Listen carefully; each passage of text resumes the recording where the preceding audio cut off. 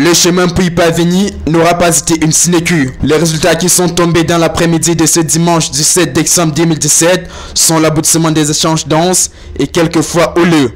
L'Aigle Royal de la Ménois tient du moins la liste de ses dirigeants pour les 2 prochaines années. Dans l'intérêt du département de la Ménois, ce conseil s'est achevé avec la mise sur pied d'une équipe à l'unanimité par les membres du conseil qui va conduire l'Aigle pour les 2 années qui suivent. Il aura comme président général Samuel Ndomo qui revient à la tête de cette équipe en dépit des critiques orientées à son égard. Il est talonné de son principal challenger Victor Kenlifak comme premier vice-président et de Tawamba Liantre comme second vice-président. Le ministre Jean Kuete, président du conseil des sages, et le directeur technique et sportif, l'entraîneur Fania Fernandez.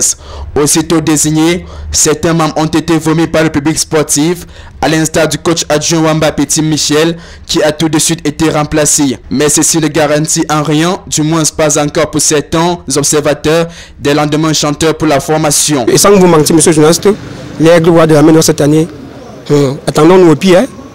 On dit, c'est pas les gars, on a encore connu là.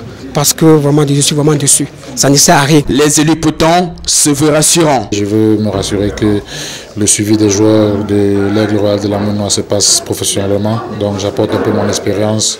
J'ai discuté avec le président pour voir dans quelles conditions nous pouvons mettre les joueurs.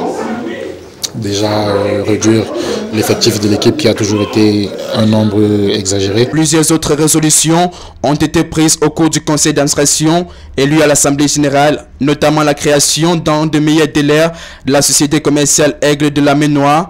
Un délai d'1 mois a également été donné à la commission ad hoc chargée de la réforme des statuts et de la définition de la forme de la société commerciale pour faire parvenir un rapport à l'Assemblée générale.